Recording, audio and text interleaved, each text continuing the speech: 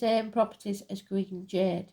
Serpentine helps one understand the gentleness, even if one might not expect it to be, is a source of great strength. The name serpentine comes from both the serpent-like patterns adorning the stone, also from the belief that serpentine stones were endowed with protective and or curative abilities in preventing fatalities from snake bites.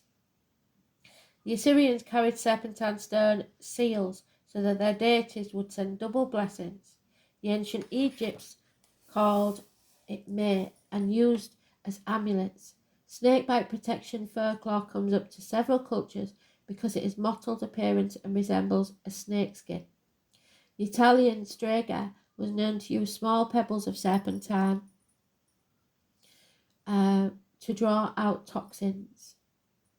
Magically, serpentine is continued to be used in protection against poisonous creatures. Additionally, in meditation, serpentine is especially good for applying to the heart chakra. Again, full circle, we're talking about the heart.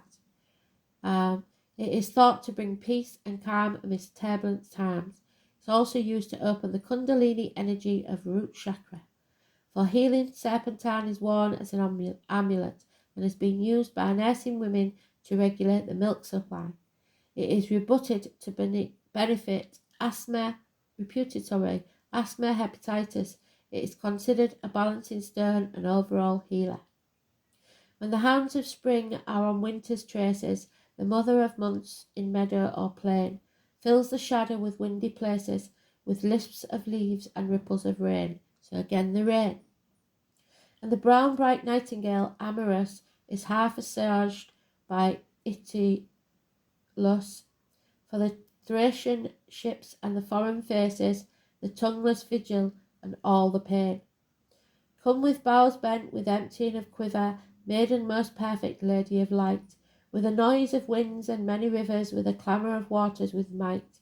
Bound on thy sandals, O thou most fleet, over the splendour and speed of thy feet.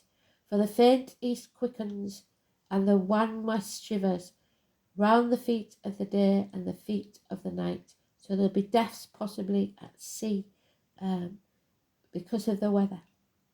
Where shall we find her? How shall we sing to her? Fold our hands around our knees and cling. Oh, that man's heart where a fire could spring to her, fire or the strength of the streams that string. For the stars and the winds are unto her as raiment, as songs of a harp player. For the risen star and the fallen cling to her, and the southwest wind and the west wind sing.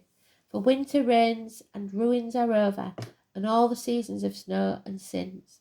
The days dividing lover and lover, the light that loses, the night that wins. The time remembers is grief forgotten, and frosts are slain and flowers begotten.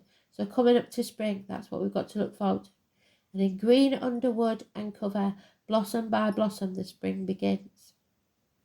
The full streams feed a flower of rushes, ripe grasses and trammel, a travelling foot, so travelling. The faint, fresh flame of the young year's flush, from leaf to flower and flower to fruit, and fruit and leaf are gold and fire, and the oat is heard above the lyre, and the hoofed heel of satire crushes the chestnut husk of the chestnut root. And Pan by noon and Bacchus by night, fleeter of foot than the fleet-foot kid, follows with a dancing and fills the delight, the Mania and the Bassarid. And soft as lips that laugh and hide, the laughing leaves of trees divide, the screen from seeing of the leaves in sight, and God piercing the maiden hid, so something be revealed. The ivy falls from the bacchanal's hair, over her eyebrows hiding her eyes. The wild vine slipping down leaves bare, her bright breast shortening into sight. The wild vine slips with the weight of its leaves, but the buried ivy catches and cleaves. To the limbs that glitter, the feet that scar, the trouble with the feet again, and the wolf that follows the fawn that flies. Christina, which we had last night, Georgia and Rosetta. O roses for the flush of youth, and laurels for the perfect prime, but prick and ivy branch for me, grown old before my time. so somebody's grown old before the time. Ivy is also a vine. It grows 100 feet long in forests and around human dwellings, where it is planted as ground cover. Ivy produces greenish flowers before zyming on short vertical shrub branches. So again, Halloween. The leaves of those flowering branches lack the characteristic lobes of the leaves of the rest of the plant. Like holly, ivy is evergreen, its dark green leaves striking in the bare forest of midwinter. It is a member of the ginseng family, so some of you may be needing ginseng. This is the moon honoured usually by the ivy girls, taking our name from the Bastiards. This is a small telling. They were classified as wild, ecstatic women. So live wild, run free, that's what they said last night. They are shapeshifters wearing fox skins and lion pelts. So all is not as they seem, especially with the Leo and the fox. They are intoxicated on their own ecstasy. They were sacred prostitutes in a time when sexuality was considered a gift from the goddess, so sacred to life that the art of lovemaking was taught by these sacred women in the temples of the goddesses. According to the author, Vicky Noble, the Maenads of 6th century BCE are famous for their orgiastic rituals, not only throughout Greece and Turkey, but also in Thrace, Bulgaria, Italy, the Etruscans, and the land of the Scythians.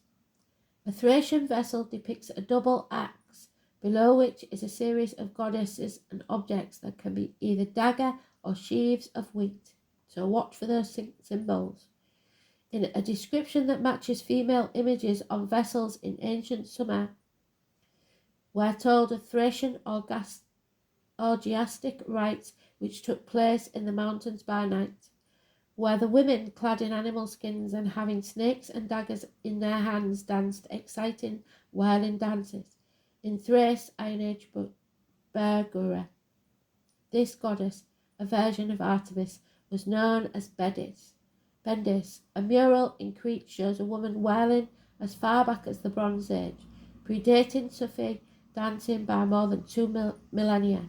A Greek vase, so again we're talking Aquarius, showing pairs of women dancing with lotus flowers in their hands.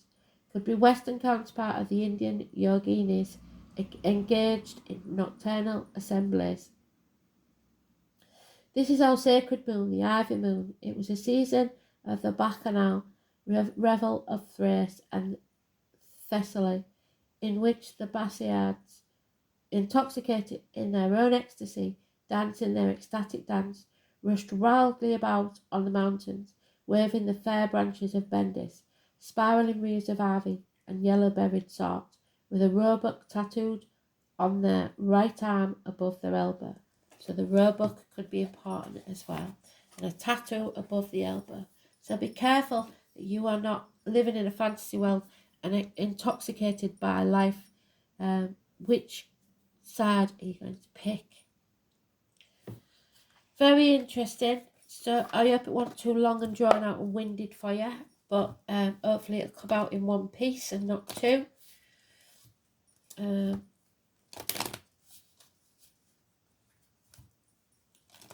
So some of you may have a tattoo of ivy on your arm above the elbow. Who knows? But all these things are messages. Great surprises are coming. Under the most ordinary stone is an undisturbed garden. Something that you didn't expect. A surprise opportunity. Unfurl like fern without warm sunlight. So even in the darkness, shine your light. Keep growing. It's very important. Show others your strength so that they may look for their own. Karmic again, 10th house and communication. We spoke of all of those in some way. So, karma, it is, I'm afraid, it seems the South Node.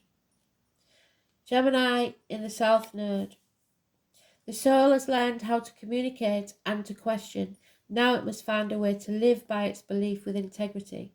So you've found out the knowledge, but now you have to live in your truth without backtracking, because you know the truth now. There's no point in lying, or the proof is out there. 10th house is Capricorn, I believe, being used. Again, we've talked about that, haven't we? Material matters. Are you selling your soul to the devil? Toxic situations. Knees, bones, teeth, the workplace, the home, the government buildings, law courts. The colours red and white. Death and birth. Outer environment, public life, social status, ambition, parents, career, trade or profession, recognition and authority figures. So watch out there. A communication coming perhaps from governments, religion or whatever. But it's important that we see the truth. And the South Node in the 10th house. The soul has been on a lifelong quest to find out who and what it is. So you are coming home to who or what you truly are. The challenge is to stop and hear the voice that says, simply be. Don't try to be something you're not, because it will not pay off right now. Demanding what you want isn't going to work. You have to make it happen. Thanks for listening. Sorry it took so long, and sorry it was late.